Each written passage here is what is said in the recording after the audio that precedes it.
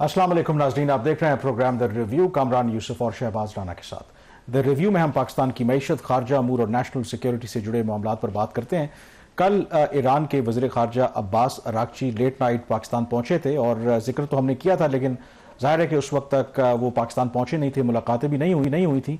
लेकिन अब हमारे पास जो तफसीलात सामने आई हैं, कल जैसे ही वो इस्लामाबाद में लैंड किए उसके फौरी बाद उनकी बड़ी तफसीली मुलाकात हुई पाकिस्तान के आर्मी चीफ फील्ड मार्शल के साथ। उस मुलाकात में जो पाकिस्तान के deputy prime minister, foreign minister, वज़ीर दाखिला वो भी मौजूद थे। इसी तरीके से जो नेशनल सिक्योरिटी एडवाइज़र हैं, ISI के सरबराह हैं, वो भी मौजूद थे। और ईरान की तरफ से ईरान के वज़ीर खारजा के साथ उनके डिप्टी फॉरेन मिनिस्टर, उनकी वज़ारत खारजा के तर्जुमान और जो ईरान में पाकिस्तान में जो ईरान के सफ़ीर हैं उस मुलाकात में मौजूद थे। कुछ इतलात हैं कि वो मुलाकात तकरीबन रात गए, सारी रात जारी रही, 5 घंटे मुलाकात जारी रही। उसके बाद आज आफ्टरनून में फिर पाकिस्तान के प्राइम मिनिस्टर के साथ मुलाकात हुई ईरानी वफ्द की, और उस मुलाकात में भी पाकिस्तान के आर्मी चीफ भी मौजूद थे, वज़ीर खारजा भी मौजूद थे और बाकी सीनियर हुकाम। जो स्टेटमेंट जारी हुआ प्राइम मिनिस्टर ऑफिस की तरफ से, उसमें ज़्यादा तफसीलात नहीं बताई गई। यही कहा गया कि इन मुलाकातों में जो इलाकाई सूरत हाल है उस पर बातचीत हुई है। और अब से कुछ देर पहले जो पाकिस्तान के डिप्टी प्राइम मिनिस्टर हैं, उन्होंने भी एक एक्स के ऊपर पोस्ट जारी की है जिसमें उन्होंने कहा है कि कुछ तकरीबन 2 घंटे ये मुलाकात वज़ीर आज़म हाउस में हुई और उसमें बुनियादी तौर पर पाकिस्तान इस बात पर जोर दिया कि जो भी मसाइल हैं उसको डायलॉग और डिप्लोमेसी के ज़रिए हल करना चाहिए। शहबाज, ये तो सारी बातें ज़ाहिर है कि जो पब्लिकली जो चीज़ें आ रही हैं, जो कुछ ज़्यादा तफसील की तरफ से आई है, यानी कि ईरान की वज़ारत खारजा ने इस मुलाकात के बाद कहा है कि हमने पाकिस्तान को जो ईरान की पोजीशन है, मौजूदा जो जंगबंदी है और मुकम्मल जो जंग का खात्मा है, या जंग वो कहते हैं कि उनके ऊपर जो थोपी गई है, उसका क्या हल है, वो जो भी उनका पर्सपेक्टिव है या तजावीज़ हैं, वो हमने पाकिस्तान की हुकूमत को दे दी हैं। तो इट अपेयर्स के ज़ाहिर है कि ये उन्हीं कोशिशों का हिस्सा है कि अब शायद पाकिस्तान जो ईरान का पर्सपेक्टिव है वो अमेरिका तक पहुंचाएगा। कामरान, इसका मतलब तो ये हुआ कि जो डायरेक्ट टॉक्स हैं बिटवीन ईरान एंड अमेरिका वो इस स्टेज के ऊपर शायद अभी नहीं हो रही। जो उनके ऑफिशियल स्टेटमेंट आया कि उन्होंने पाकिस्तान के हवाले अपनी जो डिमांड्स हैं और अपनी जो रिजर्वेशन हैं वो भी कर दी हैं। और उसके बाद फिर जो US डेलीगेशन, इसकी इतलात हैं कि वो कल बल्कि अमेरिकन टाइम जो है अभी सुबह है, अभी सुबह कल उन्होंने अनाउंस किया था कि हफ्ते की सुबह, यानी वहाँ से अमेरिकन टाइम जो है 12 घंटे का 11 घंटे का हमारा फर्क, तो वो वहाँ से चल पड़ेगा। तो इसका मतलब तो ये होगा, अगर क्या इस चीज़ के ऊपर, इस स्टेज के ऊपर कोई क्लैरिटी है कि ये जो इरानियन डेलीगेशन है ये रुकेगा या वापस चला जाएगा?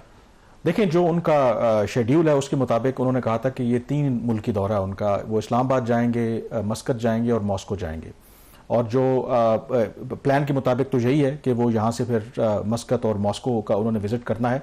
और ईरान ने वाज़े तौर पर, क्योंकि जब ये विजिट का अनाउंस हुआ था तो उसके बाद और वाइट हाउस ने भी कहा कि जी बराह रास्त मुज़ाकरात के लिए अमरीकी सदर ट्रंप एक दफ़ा फिर स्टीव विटकॉफ और जैरेड कुशनर को भेज रहे हैं, क्योंकि इस दफ़ा ईरान के वज़ीर खारजा आए थे, स्पीकर नहीं आए थे उनके पार्लियामेंट के, तो JD वैंस सिर्फ स्टैंड बाय पे हैं। बट इंपॉर्टेंट है कि दोनों जो मुल्क हैं उनकी पोजिशंस में एक डिफरेंस नज़र आ रहा है। ईरान कहता है कि जी हम तो कोई बराह रास्त मुज़ाकरात करने नहीं जा रहे। वाइट हाउस कहता है कि हम अपने जो निगोशिएटर्स हैं भेज रहे हैं ताकि ईरान के साथ बातचीत की जाए।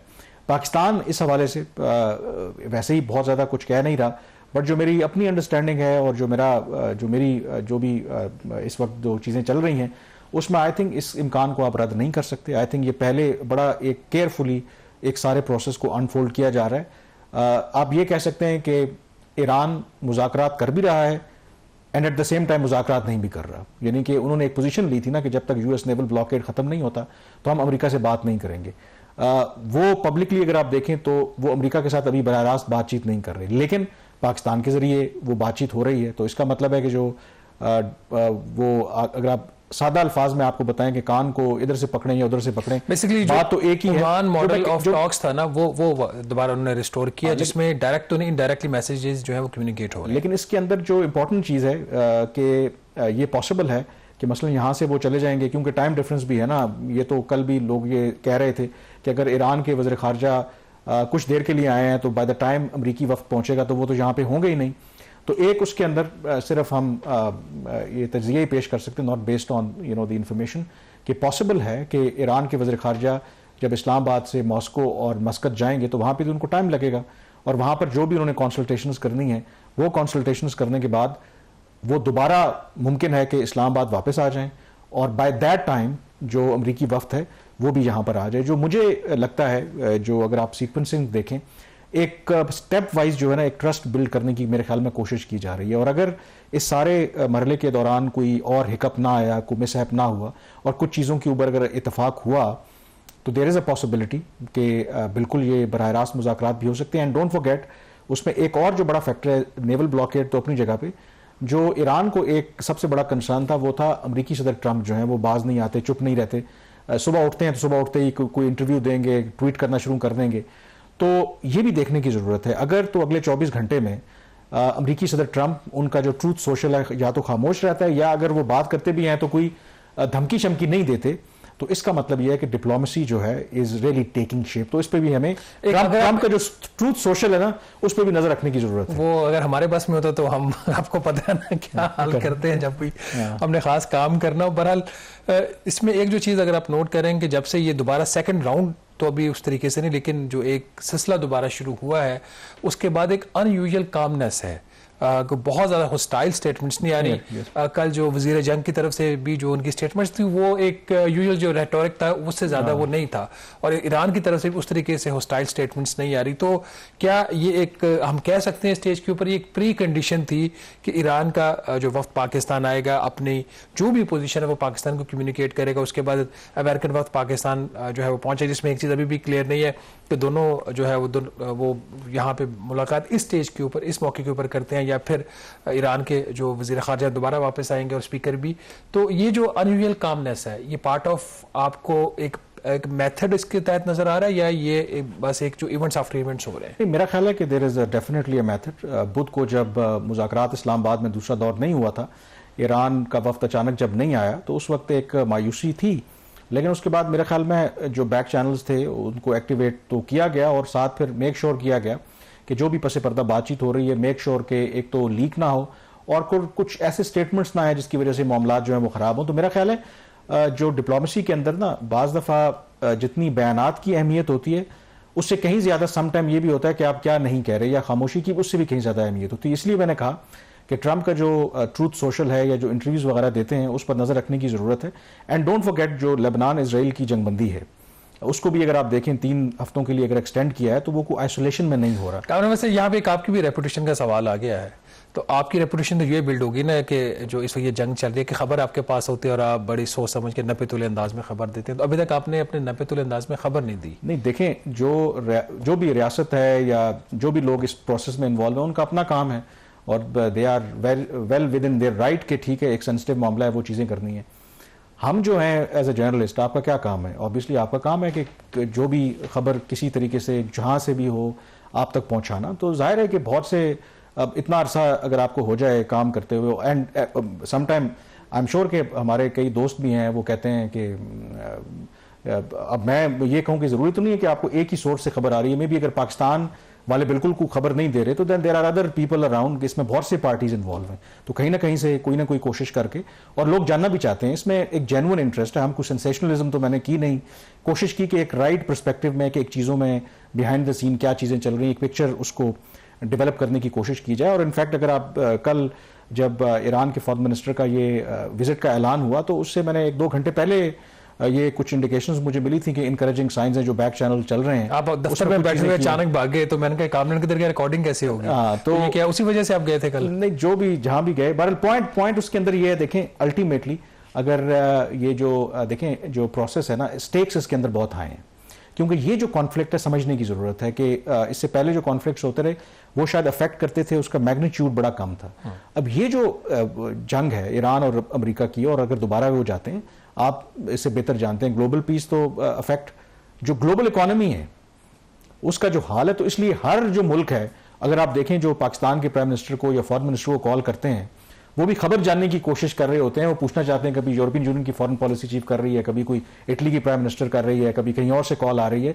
दे actually also wanted to know कि जी क्या चल रहा है। एक चीज जो हम कल बात करना भूल गए थे before we go for the break, कि कल जब हम डिस्कस कर रहे थे कि जो मिडिल ईस्ट की जो जंग है उसका पाकिस्तान की इकॉनमी के ऊपर क्या फ़र्क पड़ा, ओवरऑल खित्ते की इकॉनमी के ऊपर क्या फ़र्क पड़ा, एक जो बहुत बड़ी खबर जो आलमी मीडिया पे तो आपको नज़र है, हमने उसको उतना डिस्कस नहीं किया, वो ये कि मुत्तहिदा अरब अमारात ने अमेरिका से करेंसी लाइन मांगी है। ये एक छोटी डेवलपमेंट नहीं है कि एक मुल्क जो खुद दूसरों ममालिक को कर्जे दे रहा है, जिसके अपने जो फॉरेन एक्सचेंज रिजर्व्स हैं कोई 285 अरब डॉलर के करीब है, उनकी अपनी करेंसी में 1 ट्रिलियन से ज़्यादा के उनके पास फॉरेन एक्सचेंज रिजर्व्स हैं, उस मुल्क ने अमेरिका के साथ मुज़ाकरात इस बात पे शुरू कर दिए हैं कि इन केस ऑफ नीड अगर हमें ज़रूरत पड़ी तो अमेरिकन जो है वो तैयार रहे हैं हमें डॉलर सप्लाई करने के लिए।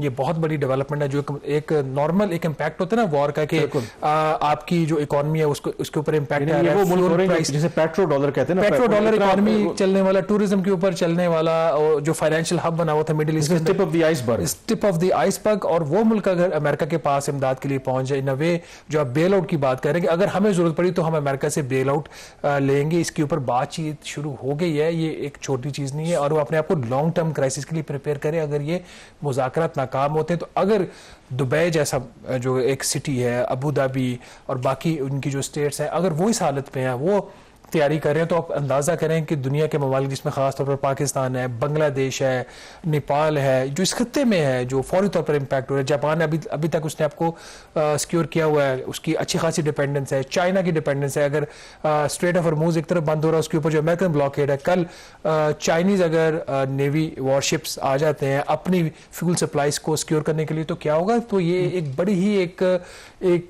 सीरियस सिचुएशन है। तो ये जो सारा जो आपने पर्सपेक्टिव बयान किया ना, इसी वजह से आई थिंक स्टेक्स इतने ज़्यादा हाई हैं कि बावजूद इसके कि ईरान और अमेरिका का जितना बड़ा मर्जी उनका तनाज़ा और डिफरेंसेस हों, शायद इस मौके के ऊपर किसी को सूट नहीं करता कि दोबारा हम जंग की तरफ जाएं। और शायद ये वो विंडो है और शायद ये वो पत्ता है जो पाकिस्तान भी खेलने की कोशिश कर रहा है, क्योंकि अल्टीमेटली ठीक है पाकिस्तान की नेकनामी तो हो रही है, लेकिन अल्टीमेटली इसका फ़ायदा रियो और पूरी दुनिया को होगा अगर पाकिस्तान और जो बाकी ममालिक इसमें रोल प्ले कर रहे हैं एक ऐसा अग्रीमेंट करवाने में कामयाब हो जाते हैं जिससे इस जंग का जो है एक परमानेंट हल निकला। यहाँ पे ब्रेक लेंगे, ब्रेक के बाद इस पर जो एक्सपर्ट व्यू है वो भी लेंगे। सो स्टे विद अस।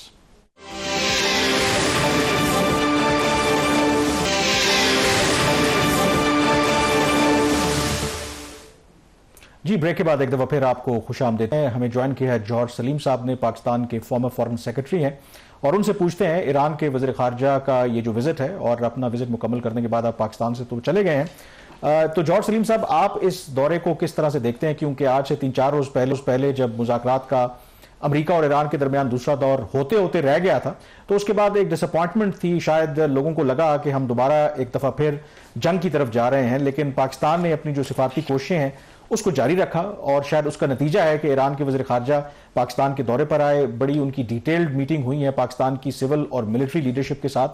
तो कैसे देख रहे हैं आप इस विजिट को? डू यू थिंक कि एक डिप्लोमेटिक विंडो जो है वो अभी भी बाकी है कि इस ईरान अमेरिका जंग का कोई पॉलिटिकल और डिप्लोमेटिक सोल्यूशन निकल सकता है? जी बिल्कुल कामरान, मैं ऐसे ही समझता हूँ। ये विंडो जो है और ये विंडो ऑफ डिप्लोमेसी जो है, जो कि पाकिस्तान ने शुरू भी करने में बहुत मावनत की थी और इस वक्त लिटरली पाकिस्तान ही इसका पूरा वेट जो है वो कैरी फॉरवर्ड कर रहा है।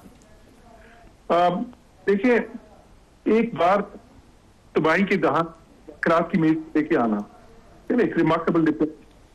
अब उसके बाद जब वो तातुल पैदा हो गया और फिर दोबारा से इस किस्म की वो थ्रेट्स आने शुरू हो गए, एक कोर्सिव डिप्लोमेसी शुरू हो गई, फिर एक तरफ से वेटिंग गेम ईरान की तरफ से, अमेरिका की तरफ से वो प्रेशर एंड टॉक स्ट्रेटेजी। अब मसला उसमें यह है कि दोनों साइड्स की जो टैक्टिक्स हैं वो बहुत ही ज्यादा मुख्तलिफ भी हैं और एक दूसरे को कॉन्ट्रडिक्ट कर रही हैं। अब ईरान जो है वो समझते हैं कि वक्त ईरान में कि उनको ये करता है कि वो थोड़ा सा टाइम बाय मुज़ाकरात जो है एक स्लो पेस पे हों और उसकी जो इंटरेस्ट वो पूरी तरह से उनको इंश्योर कर सके। अमेरिका ये समझता है इस वक्त एक एक्सेलरेटेड पेस के मुज़ाकरात की जरूरत है, फेस टू फेस टॉक्स हों जिसमें जल्दी आउटकम्स हों, वो इस जंग से बाहर निकलें, क्योंकि इस जंग का कॉस्ट जो है इन टर्म्स ऑफ उनका जो पॉलिटिकल कॉस्ट है, जो इसका इकोनॉमिक कॉस्ट है, जो उनकी इस वक्त इंटरनेशनल पब्लिक ओपिनियन कॉस्ट है वो बहुत ज्यादा बढ़ रहा है। अच्छा, दूसरी तरफ ईरान जो है वो इस चीज को समझता है, वो समझता है कि अमेरिका डेस्परेट है और वो बहुत अच्छी टर्म्स इस वजह से ले सकते हैं। तो ये अब जो दोनों तरफ से सोच है उसकी वजह से एक मैं समझता हूँ बहुत बड़ा रोड ब्लॉक आ गया। अब पाकिस्तान जो डिप्लोमेसी कर रहा है उसका मकसद क्या है? अब दो तीन उसमें अहम चीजें, एक तो यह है कि बात दोबारा अनकंट्रोल्ड एस्केलेशन की तरफ ना चली जाए, क्योंकि वो रिस्क इस किस्म की कोर्सिव डिप्लोमेसी जहां पे लिटरली एक गेम ऑफ चिकन हो रही हो वो उसमें हमेशा होती है। दूसरी चीज ये है, हम चाहते हैं कि प्रोसेस आगे बढ़े, आहिस्ता आहिस्ता कुछ जो है ना कन्वर्जेंसीज पैदा हों। अच्छा, और तीसरी तरफ ये जो एक दुनिया इस वक्त लिटरली दुनिया का इक्तिसादी निजाम जो है वो हॉस्टेज बना हुआ है इस जंग का, तो उससे भी फौरी तौर पे निकलने की जरूरत है, वरना इस खित्ते के बहुत से मुल्कों की इकोनॉमी फिर वो तबाह हो जाएगी। दुनिया की जो इकोनॉमी है वो रिसेशन में चली जाएगी, और अगर ये बहुत ज्यादा चलता है तो डिप्रेशन में भी जा सकती है। फिर मजीद ये है कि एक एनर्जी क्राइसिस दुनिया में बन रहा है और एक फूड क्राइसिस इमर्ज हो रहा है, बिकॉज यहाँ से आपको पता है फर्टिलाइजर्स की भी दुनिया की बहुत बड़ी एक तिहाई तादाद यहाँ से जाती है। तो ये पाकिस्तान की जो है ना इस वक्त जाहिर है कि ये कोशिशें हैं सारी, और क्योंकि स्टेक्स इतने ज्यादा आए हैं तो इसलिए जो जिस किस्म की कोशिश, जिस किस्म की काविश, जिस किस्म की मेहनत हमें पाकिस्तान की तरफ से नजर आ रही है और पूरी दुनिया उसको एक तहसीन की निगाह से देख रही है। जौहर सलीम साहब, आपने फरमाया ईरान की जो एक स्ट्रेटेजी जो कि नजर भी आ रही है कि वो एक स्नेल पेस के ऊपर वो जा रहे हैं, मुज़ाकरात को अपने टर्म्स के ऊपर वो सेटल करना चाह रहे हैं, और अमेरिका के अंदर डेस्परेशन है और उसकी भी आपने बड़ी एक राइटली उसकी वजूहात भी बयान कर दी। अब रिस्क इसके अंदर कितना है एक सरप्राइज अटैक का? अगर एक्सेलरेशन टॉक्स की बात हो रही है बाय द अमेरिकन और इरानियंस जो है वो अपनी एक पेस के ऊपर चलेंगे, तो फिर उसमें एलिमेंट ऑफ जो फ्रस्ट्रेशन होता है on the part of the US administration वो इंक्रीज हो सकता है। जो रिस्क है दोबारा हमले का वो कितना ज्यादा है? जी, आपने बिल्कुल सही कहा। देखिए, क्योंकि एक लिमिट होती है ना, और प्रेसिडेंट ट्रंप तो जाहिर है इस चीज पे जाने जाते हैं कि वो बड़े मर्क्यूरियल हैं, जो है ना उनमें वो अनप्रेडिक्टेबिलिटी का बड़ा एलिमेंट है। He is been never known for any strategic patience. तो वो रिस्क ईरान ले रहा है, इसलिए मैं समझता हूँ कि जो ईरान की स्ट्रेटेजी है वो एक बहुत ही हाई रिस्क स्ट्रेटेजी है। फिर दूसरी बात यह कि जब आप एक इकोनॉमिक वॉर भी तो चल रही है ना साथ साथ, वो कोशिश कर रहे हैं कि ईरान की इकोनॉमी को स्ट्रेंगुलेट करें। एक मुहासरा जो इन्होंने नाकाबंदी की हुई है, बहरी या ब्लॉकेड। अच्छा, ईरानियंस जो है वो स्टेट ऑफ होर्मुज की बंदिश से वो भी इकोनॉमिक वॉर एक वेज कर रहे हैं, वो उसका कॉस्ट अमेरिकन के लिए बढ़ा रहे हैं। लेकिन इसमें कुछ चीजें ऐसी हो रही हैं कि देखें, ये जो डिस्ट्रप्शन है उसका मतलब ये नहीं कि अगर कल को ये डिस्ट्रप्शन बंद हो जाती है तो उसके साथ खत्म हो जाएंगे। ये डिस्ट्रप्शन अगर मजीद चलती है, क्योंकि ये तेल की जो ट्रेड है ये बड़ी अजीब सी होती है कि अगर आप तेल की प्रोडक्शन जो है, अगर आपका तेल नहीं निकल रहा, लेट्स से एक्सपोर्ट्स के लिए जहाज नहीं जा रहे, तो आपको अपनी जब एक बार आप अपनी वो वेरी क्विकली एक बड़ा जौहर साहब एक जल्दी से एक चीज बता दीजिए, टाइम हमारे पास कम है। ये जो अमेरिकी नाकाबंदी है उससे तो फिर चीन की भी जो सप्लाईज हैं ऑयल की वो भी मुतासिर होंगी, तो क्या आप इसके कोई चांसेस देखते हैं कि कल जो चाइना के वॉरशिप्स हैं वो भी आ जाएं मैदान में, जी ठीक है हम अपनी जो क्रूड ऑयल की सप्लाईज हैं उसको सिक्योर करेंगे? माजी में ये इस तरह की जंगें होती रही हैं बहुत अरसा पहले। जी, आपने अहम बात की। अच्छा, इसमें दो चीजें देखिए, एक तो यह है कि एक ना 80s में जब ईरान इराक की जंग हुई थी तो एक फिर ये उस वक्त ये हुआ था, दोनों मुल्कों ने कोशिश की थी कि ये बंद करें होर्मुज को, और एक दूसरे के उन्होंने टैंकर्स पे, उसको टैंकर्स वॉर कहते हैं, बल्कि उसमें बहुत सारे, बल्कि 200-300 जो है ना हमले हुए थे, तबाह हुए थे, और 100 से ज्यादा मर्चेंट नेवी जो के लोग तब इसमें हलाक हुए थे उस वक्त। अभी तो वो सब कुछ नहीं हुआ। अच्छा जौहर साहब, कता कलामी हो रही है, वक्त क्योंकि हमारे पास कम है, इंशाल्लाह आपको दोबारा ज़हमत देंगे। तो बहरहाल इवॉल्विंग सिचुएशन है, देखते हैं। अब ईरान के फॉरेन मिनिस्टर दौरा मुकम्मल करके चले गए हैं वापस, लेकिन अगेन जैसे मैंने कहा कि ये बातें हो रही हैं कि शायद वो दोबारा भी आ सकते हैं, और मे बी जो डिप्लोमेसी है उसका जो विंडो है वो भी बंद नहीं हुई। जहाँ पे ब्रेक लेंगे, ब्रेक के बाद जिक्र करेंगे कि इस जंग के जो मनफी असरात हैं पूरी दुनिया को फेस करना पड़ रहे हैं और पाकिस्तान को भी फेस करना पड़ रहे हैं। जो फ्यूल प्राइसेस में इंक्रीज आपको देखने को मिल रहा है। उस सूरत में तो ब्रेक के बाद जब वापस आएंगे तो जिक्र करेंगे जो गवर्नमेंट का फैसला है फ्यूल प्राइसेस इंक्रीज करने का, वो कितना जस्टिफाइड है। सो स्टे विद अस।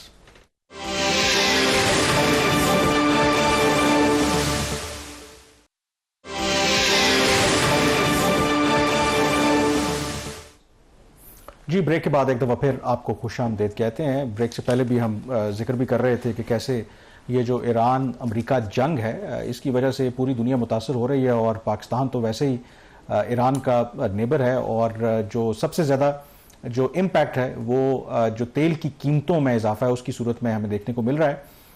जब सीज़ फायर हुई थी तो इंटरनेशनल मार्केट के अंदर हमने देखा कि प्राइसेस नीचे गई, और फिर उसके बाद हुकूमत के ऊपर भी दबाव था। कुछ उन्होंने टैक्सों की मद में या लेवी की मद में उसको कम करके अवाम को किसी हद तक उनकी जो तकलीफ है कम करने की कोशिश की। लेकिन गुज़श्ता रात एक मरतबा फिर हुकूमत ने जो तेल की कीमतें हैं उसमें इजाफा किया। बट शहबाज, इंटरेस्टिंगली जो ओवरऑल ट्रेंड है, यस में जो फ्लक्चुएशन तो है, बट ओवरऑल मार्केट में जो पिछले चंद दिनों में इंटरनेशनल जो ऑयल प्राइसेस हैं थोड़ी सी कीमतें नीचे गई हैं। तो क्या डज इट जस्टिफाई जो गवर्नमेंट ने ये इंक्रीज किया है, इसके अंदर क्या कहानी है? एक बड़ी कॉम्प्लेक्स सिचुएशन बनी हुई है प्राइम मिनिस्टर के लिए। एक तरफ तो शहबाज शरीफ साहब चाहते हैं कि आवाम को रिलीफ दे, और वो देने की पूरी कोशिश भी कर रहे हैं टू द एक्सटेंट ऑफ जो कंज्यूमर्स हैं हमारे डीजल के, जिसमें खासतौर पर हमारा ज़राअत का शोबा है, एग्रीकल्चर आपका पूरा इससे कवर होता है, फिर पब्लिक ट्रांसपोर्ट है, तो उसमें वो अपनी कोशिश पूरी कर रहे हैं। बट दूसरी तरफ उनकी जो हाथ उनके बंधे हुए हैं, जिसमें मैं कहूँगा वाज़ेह तौर पर जो नाकामी है हुकूमत की इकोनॉमिक टीम जो IMF के साथ मुज़ाकरात कर रही है। इसमें IMF की तो है ही है उसमें कसूरवार इस हद तक कि IMF आज भी पाकिस्तान की इकोनॉमी के ऐसे ही कंसीडर कर रहा है जैसे कि दुनिया में कोई जंग नहीं हो रही, कोई जो है वो फ्यूल सप्लाईज की डिसरप्शन नहीं है, एवरीथिंग इज़ फाइन। जो हमने जून 2025 में बजट तय किया था वही फॉलो हो रहा है। मतलब उनका तो कसूर है इस हद तक। वो पाकिस्तान को पता नहीं कौन सी कंट्री ट्रीट कर रहे हैं जिसके पास इतने वसाइल हैं कि जंग की वजह से भी वो नॉर्मल जो उसके जो अहदाफ हैं IMF के प्रोग्राम के वो हासिल करे। दूसरी तरफ हमारी इकोनॉमिक टीम है जो इस IMF को कन्विंस करने में कामयाब नहीं हो पा रही कि ये हालात जो है वो नॉर्मल नहीं है, आपको रिलीफ देना पड़ेगा। उसका नतीजा क्या निकला देख लिया सबने कि जो डीजल की प्राइस है कामरान, उसमें तो आलमी मंडी में कमी नहीं हुई। थोड़ा सा उसका इंप्रेशन इसलिए जा रहा है कि जो चार्ट एक इस्तेमाल होता है डीजल की प्राइस को, जो बाद में रिलीज भी हो जाता है, पब्लिकली अवेलेबल होता है, उसमें एक एवरेज जो प्लाट्स की प्राइस नजर आ रही है ना डीजल की, उसमें कोई 3 रुपए 44 पैसे की कमी दिखाई गई है। लेकिन ये कमी है नहीं। हुकूमत ने एक फार्मूला चेंज किया, हमारे पास एक ब्रेकिंग स्टोरी वो बाद में देंगे, बट यहाँ पे डीजल की प्राइस में आलमी मंडी में इंक्रीज एक आया है। तो डीजल की हद तक तो आप प्राइम मिनिस्टर को या गवर्नमेंट को ब्लेम नहीं कर सकते, बल्कि इसके ऊपर 80 रुपए फी लीटर जो पेट्रोलियम लेवी लगानी हुकूमत बाउंड है IMF मुआहदे के तहत हुकूमत की इकोनॉमिक टीम की नाकामी की वजह से। तो वो अपनी जगह पे उसका जो इम्पैक्ट है वो अभी तक प्राइम मिनिस्टर डीजल पे पास ऑन नहीं कर रहे। जो असल जो रूट कॉज है, जो सारा एक प्राइम मिनिस्टर के ऊपर क्रिटिसिज्म भी जा रहा है, बावजूद इसके इनकी वाकई डिजायर लगती है कि वो इतना बड़ा जो है बर्डन वो पास ऑन नहीं करना चाहते, वो पेट्रोल है। पेट्रोल की जो प्राइस है कामरान, ये जो हफ्ता पिछला गुजरा, अगर 18 अप्रैल को आप उसकी प्राइस का ट्रेंड देखें तो वो 260 रुपए फी लीटर थी एवरेज प्लाट्स की प्राइस आलमी मंडी में, जो अब कम होकर 256 रुपए 73 पैसे, कोई 3 रुपए 65 पैसे फी लीटर पेट्रोल में कमी बनती थी कल। उसके बिल्कुल बरक्स ये 3 रुपए 65 पैसे कमी करने की बजाय प्राइम मिनिस्टर ने 26 रुपए 77 पैसे फी लीटर पेट्रोलियम लेवी में इजाफा कर दिया। तो ये 27 और रफली कोई आपका 31 रुपए फी लीटर आवाम के ऊपर जो पेट्रोल के जो कंज्यूमर्स हैं, जिसमें मोटरसाइकिल वाला भी है, छोटी गाड़ी वाला भी है, उनके ऊपर इजाफी बोझ डाल दिया गया। लेकिन यहाँ पर एक सवाल आपसे करना चाहूंगा, क्या गवर्नमेंट अदरवाइज भी इतना स्ट्रिक्टली जो इंटरनेशनल जो भी बेंचमार्क है प्राइसेस बढ़ानी हो या कम करनी हो, इतना स्ट्रिक्टली फॉलो करते हैं? क्योंकि आपने जो निकाला कि टेक्निकली तो 3-3.5 रुपए पेट्रोल की कीमत में कमी होना चाहिए थी। क्या यूजुअली उनका ट्रैक रिकॉर्ड है कि इतना वो माइन्यूटली जो है वो चीज़ों को इस तरीके से डील करते हैं, या जब उनको कन्वीनियंट लगता है तो? ये बड़ा एक वैलिड क्वेश्चन है कि जैसे अब जब शुगर का क्राइसिस पैदा होने लगा था पिछले साल जून में, इन्होंने पहले एक्सपोर्ट ज़्यादा कर दी हुकूमत ने, तो फिर इन्होंने IMF की मुखालफत के बावजूद शुगर की इम्पोर्ट के ऊपर टैक्सेस को वेव ऑफ किया और शुगर की इम्पोर्ट की इजाज़त दी। तो वो जहाँ आपकी बात ठीक है करना हो ये करते हैं, इसी तरीके से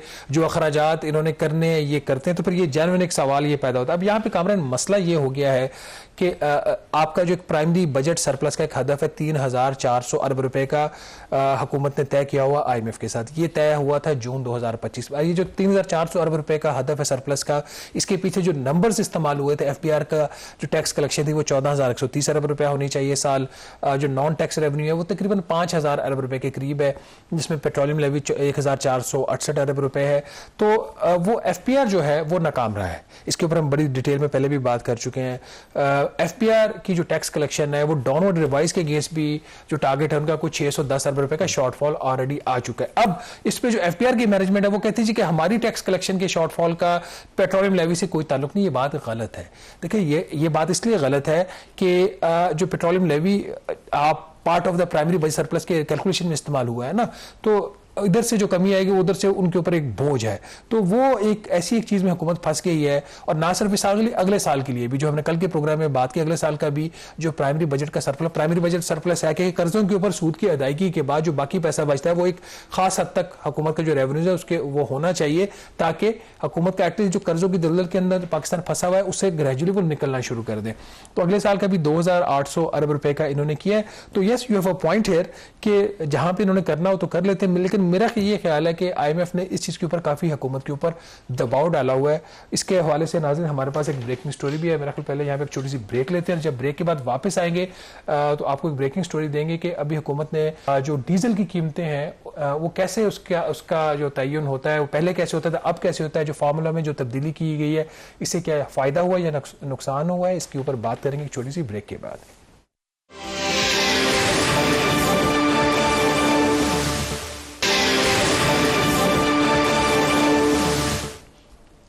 जी, ब्रेक के बाद एक दफ़ा फिर आपको खुशामदीद कहते हैं। हुकूमत ने गुज़िश्ता रात जो तेल की कीमतों में इजाफा किया, ब्रेक से पहले शहबाज आपको हिंट दे रहे थे कि इसके हवाले से एक ब्रेकिंग खबर भी है उनके पास, और वो है रिगार्डिंग जो डीजल की कीमतों का तयन हम करते हैं, तो उसके हवाले से हुकूमत रद्दोबदल किया है। तो वो कोई अवाम के हक में है या इस दफ़ा भी हुकूमत जो है वो अपना ख्याल ज्यादा रख रही है बनिस्बत? नहीं, ये एक ऐसी चीज हुकूमत से हो गई है, डेलिबरेटली हुई है।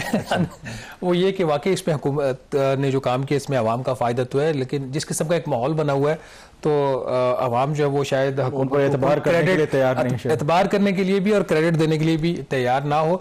ये जो चीज़ हुई है, जब ये जंग शुरू हुई थी, जंग से पहले पाकिस्तान के अंदर जो डीजल की कीमतों को मुकर्रर किया जाता था वो एक बड़ा ही एक ऐसा एक अनफेयर फार्मूला था। वो फार्मूला ये था कि जो बाहर से खाम तेल दरामद करके पाकिस्तान के अंदर जो ऑयल रिफाइनरीज हैं वो एक फिनिश प्रोडक्ट डीजल बनाती थी, हाई स्पीड डीजल बनता था, लेकिन वो डीजल रिफाइन यहाँ पे पाकिस्तान के अंदर होता था और 70% जो पाकिस्तान की रिक्वायरमेंट है डीजल की वो लोकली रिफाइंड तेल तो बाहर से आता था खाम, बट उसको रिफाइन करके लोकल रिफाइनरी 70% रिक्वायरमेंट पूरी कर रही थी और बाकी 30% वो इंपोर्ट करती थी, वो भी पाकिस्तान स्टेट ऑयल। तो ये हो गया 100%। तो हुकूमत ये कर रही थी और ये काफी अरसे से ये फार्मूला चल रहा था कि उनको जो कीमत मिलती थी रिफाइनरीज को वो इंटरनेशनल मार्केट में जो एवरेज प्लाट्स की प्राइस थी रिफाइंड प्रोडक्ट की उसकी कीमत मिलती थी।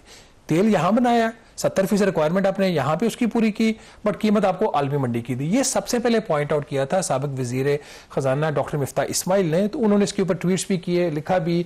तो हुकूमत की अच्छी बात यह थी कि उन्होंने बजाय इसके कि ये इस चीज को देखे ये किधर से आ रहा है, उन्होंने देखा कि इशू जो रेज कर रहे हैं ये बिल्कुल एक वैलिड इशू है। तो उसके बाद हुकूमत ने 2 डिस्कशन सेपरेट की। पहले उनकी ऑयल रिफाइनरीज के साथ एक डिस्कशन है कि ये एक चीज हो रही है तो आप इसमें वक्ती तौर पर रिलीफ करें। तो जो इनका 10 अप्रैल वाला हफ्ता था उसमें रिफाइनरीज ने अपने जो उनके प्रॉफिट मार्जिन थे जो उनको इंटरनेशनल फार्मूला की वजह से मिल रहे थे उसमें उन्होंने कोई $45 फी बैरल जो हाई स्पीड डीजल के ऊपर उन्होंने छोड़ा, और उसके बाद जो पेट्रोल था उसमें $15 फी बैरल में अपना जो प्रॉफिट था जो उनको फार्मूला के तहत बनता था, ऑल्दो विंडफॉल था, अनफेयर था, बट उनका बनता था वो छोड़ा।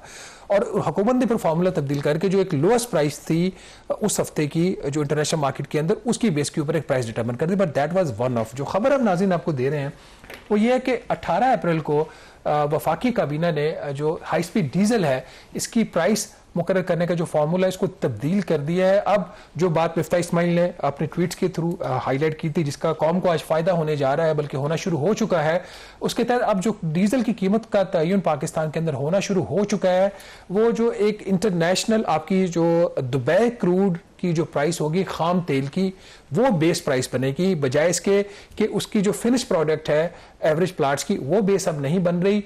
दुबई क्रूड की जो प्राइस है बेस प्राइस वो बन रही है, उसकी बेस के ऊपर कुछ और जो चीजें इसके अंदर फार्मूला के अंदर चेंज करके हुकूमत ने एक नए फार्मूला की मंजूरी दी है वफाकी काबीना ने। और अगर ये पुराना फार्मूला होता है, कल जो डीजल की कीमत में प्राइम मिनिस्टर ने कोई 27 रुपए फी लीटर इजाफा किया था और उस इजाफे के बाद जो डीजल की कीमत है वो ज्यादा हमारी बन रही थी, कोई 361 रुपए की, जो पहले उसकी प्राइस 385 रुपए फी लीटर पे जो थी वो पहुंच गई थी। तो उसको बजाय ये प्राइस जो होती आपकी, अगर ये फार्मूला चेंज ना होता तो 480 रुपए फी लीटर आज ये प्राइस होती। 100 रुपए फी लीटर जो है वो फायदा हुआ है अवाम का सिर्फ डीजल के एक कैलकुलेशन का जो फार्मूला वो कैसे कामरान उसका डिटर्मिनेशन होगी, तो दैट इज द बेनिफिट। और इसका क्रेडिट मिफ्ता इस्माइल को भी जाता है, गवर्नमेंट को भी जाता है जिसने उनके एडवाइस को सीरियस लिया। लेकिन मेरा इसमें क्विकली फिर हमने वाइंड अप भी करना है, ये सवाल है कि इतने अरसे से ये जो काम हो रहा था तो कभी इससे पहले किसी को ख्याल नहीं आया, या हुकूमत को पता नहीं था, या उनको पता था तो वो इसको करेक्ट नहीं करना चाहते थे? नहीं, वो कामरान इसकी वजह ये थी कि पहले जो फ्लक्चुएशन थी ना प्राइसेस के अंदर और जो क्रैक होता है उसका जो डिफरेंस होता है वो इतना ज्यादा नहीं होता था। वो कोई $60 फी बैरल से भी कम होता था, वो $60 फी बैरल से बढ़ते बढ़ते वो पता नहीं कहां के ऊपर चला। अब इन्होंने वेरी क्विकली, फिर हमने इस पे वाइंड अप करनी है डिस्कशन को, अब जो बेस प्राइस जो फार्मूला में तब्दीली किया की गई जिसमें रिफाइनरीज का भी नुकसान नहीं है, बड़ी एमिकेबली उनके साथ ये मामला तय पाया है, अवाम का भी फायदा है और हुकूमत का तो है ही है, उनको गुडविल मिल जाएगी। जो बेस प्राइस होगी वो दुबई क्रूड ऑयल प्राइस की बेस प्राइस बन जाएगी, जो भी एक पब्लिश उसकी बेस प्राइस होगी जो दुबई क्रूड की होती है। उसके बाद अरामको का एक प्रीमियम जो होता है $3 फी बैरल वो उसके अंदर शामिल होगा। फिर जो क्रैक है ये सबसे इंपॉर्टेंट चीज है जहां पे इनको सारा बेनिफिट हो रहा था, उसके ऊपर अपर सीलिंग जो लगा दी। एक तो एक्चुअल आपका जो होगा वो तो आप लेंगे, बट लेट्स से वो क्रैक बहुत ज्यादा हो जाता है तो अपर सीलिंग जो है उसकी वो ऑलमोस्ट $42 फी बैरल, और जो लोअर है उसका फ्लोर लगा दिया गया है वो $11.33 फी बैरल के ऊपर लगा दिया गया है। तो रिफाइनरीज का जो मफाद उसका भी तहफ़्फ़ुज़ किया गया है और उसके अलावा जो कंज्यूमर्स का वो भी तहफ़्फ़ुज़ किया। इसमें जो सबसे की रोल प्ले किया जो पेट्रोलियम मिनिस्टर अली परवेज, उन्होंने बजाय इसके कि जिस तरह IPPs के ऊपर एक डंडा उठाया गया था, डंडा मार के उनसे काम करवाया गया, इन्वेस्टर का जो नाज़िन सेंटीमेंट्स था वो भी खराब किया, बट यहाँ पे एक बेहतर डेवलपमेंट है। उसके अलावा इस और बहुत सारे जो फैक्टर्स थे प्राइसिंग के अंदर उनको भी चेंज किया गया, और एंड रिजल्ट ये है कि आज अगर आपको 385 या 380 रुपए फी लीटर अगर हमें आज प्राइस मिल रही है, वो इस मिल रही है कि ये जो फार्मूला था वफाकी काबीना ने इसको चेंज किया, वरना ये प्राइस 480 रुपए फी लीटर होती। इसके ऊपर नाजिर IMF के कुछ तहफ़्फ़ुज़ात भी थे। कल जब हुकूमत ने प्राइस अनाउंस किया तो उससे पहले IMF से वर्चुअल मीटिंग की गई और IMF के जितने भी कंसर्न्स थे उसको एड्रेस किया गया। बहरहाल आज के प्रोग्राम से इतना ही, मुझे और कामरान यूसुफ को इजाजत दीजिएगा। अल्लाह हाफिज़।